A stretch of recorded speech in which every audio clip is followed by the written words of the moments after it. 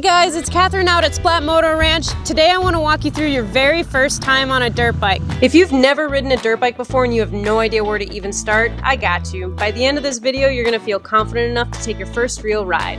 So this is my Beta X Pro RR. It's a 300 two-stroke, but I just wanted to let you know that I started riding dirt bikes when I was 23 on a little TTR 230. So starting a little bit older, there was a lot to catch up on, but this is the process that I took to learn, and now it's the process that I take a lot of my students through when they come for lessons. But let me know in the comments below, what's got you the most excited or the most nervous about riding a dirt bike? First thing that you're gonna do when you get your dirt bike is you're gonna turn the gas on. So that's the little petcock down here if you have a carburetor. If your bike is fuel injected, you might not have to turn your gas on.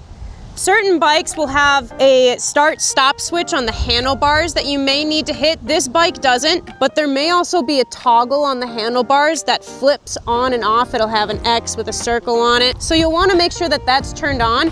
Otherwise, the bike might turn over, it might crank, it might go ring, ning, ning, ning, but it just won't start if that's flipped to off. Next thing you're going to want to do is identify where your start and stop buttons are, whatever color they may be or wherever they are on your bars. You're just going to want to find those and familiarize yourself with them. Make sure the bike is in neutral, and you'll know it's in neutral when you roll it back and forth and it rolls freely. If it's in gear, it's going to stop. It's not going to want to roll. It might roll if you pull hard enough, but you're really going to feel it. So you really want to make sure you're in neutral. And on most bikes, not all of them, on most bikes, it's going to be in between first, which is down, and second, which is the first pull up. To find neutral easier, you're just gonna wanna shift down until you can't shift down anymore, and then just give it a little half tug. And sometimes it helps to rock the bike back and forth. Just in case you have a little trouble finding neutral, that can help a lot. Something that I like to have a lot of folks do for their first time is just push your bike around a little bit. Get familiar with the weight of your motorcycle. Understand what it feels like to turn the bars, step far away from the bike and push and see what that feels like, or get really close to the bike and push, pull it backwards. Get familiar with your motorcycle. Now, once you've become pretty comfortable pushing your bike around, the next thing I like to do is familiarize ourselves with the front brake, which is going to be on the right-hand side. It's going to be the hand lever. Now, when we apply the front brake, I like to use one or two fingers. If we use all four fingers on the front brake, we're relying on our hand to turn the throttle, which makes it really easy to whiskey throttle if we're using all four fingers. Look how much throttle there is. But if I keep two fingers on the throttle, when I use it, my hand stays steady and I can't give it too much gas while I'm using the front brake. It's kind of a safety feature that's already built into the motorcycle. Now just push your bike back and forth and hit the front brake. See what that feels like. See what it feels like just to play around with different levers. Can you drag the front brake, meaning you're using it, but the wheels are still turning? Just really get comfortable with the different levels of application with the front brake. So now that you've pushed your bike around a little bit, you're a little heavy in the breathing. Now is a good time to practice getting on and off the motorcycle. So there's a couple different ways you can do it. If you're vertically challenged like me, the main one is going to be making sure that you have a quick movement and making sure that you get your leg up and over. We really don't want to scooch, because this puts us in the danger zone, especially if we're not familiar with how a motorcycle's balanced. This can get really dicey really fast, especially if you get stuck on the seat while you're trying to scooch over. Really make sure that we're just, whew. So then when I scooch off the bike, turn the bars. Believe it or not, turning the bars actually brings the bike low. You can see the height of the bike shifts a little bit as I turn the bars. It's a huge benefit that not a lot of people utilize. So I'll turn the bars. I'm gonna try and get this foot out as far as I can, and then I'm gonna turn my hips, whew, so that my thigh gets on the seat now.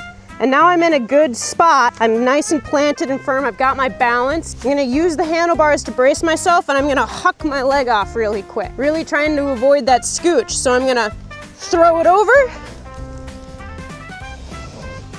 scooch over to the middle, try and get a foot on the peg, shift to the side, and then I'm just gonna huck that leg over. I am making a separate video on how to pick up your dirt bike if you do drop it in the process of figuring out how to get on and off your bike, so make sure to subscribe for more how-to dirt bike videos like this one. When you sit on the dirt bike, a thing that I really want you to keep in mind is trying to keep your weight centered over the foot pegs. Usually that means our hips and our shoulders, just to get started. Don't worry so much about getting the weight forward and getting the weight back.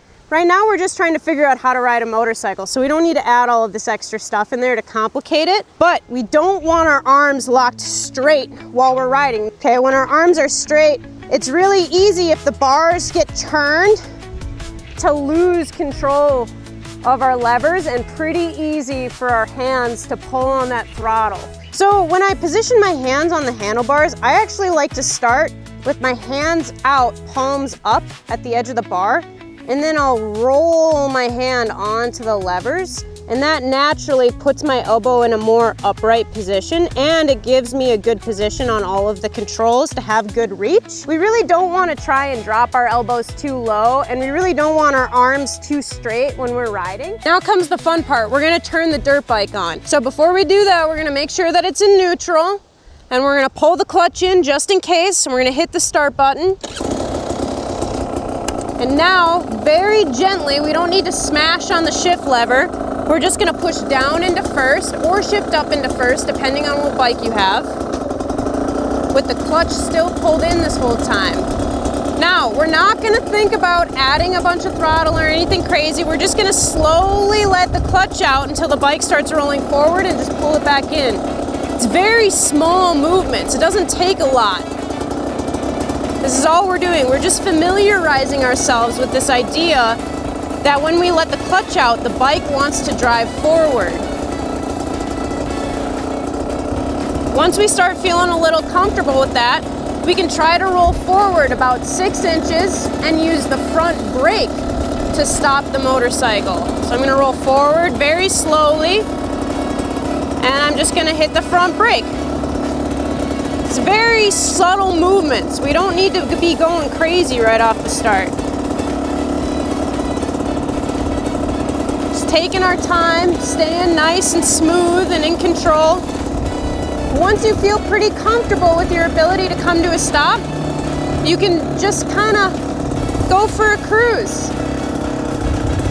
Find yourself a nice open space where you can just kind of ride around. You don't have to worry about tight constraints, worried about hitting trees or cars or fences. Find yourself some wide open acreage and just go ride around.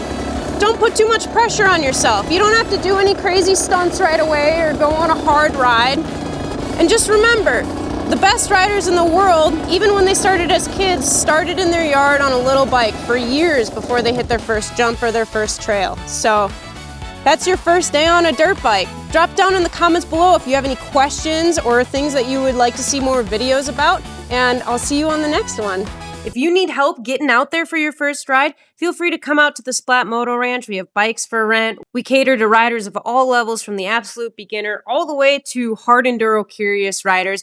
We lead tours and free group rides, as well as coaching sessions. So don't be afraid to send us an email or shoot us a message on one of our other social media platforms. And if you're looking for a clinic, we have one in Mojave, California, May 16th and 17th. And I'm also hosting a women's only camp out in Durango, Colorado, July 25th, 26th, and 27th. You can find the details down in the description below, and I'll see you on the next video.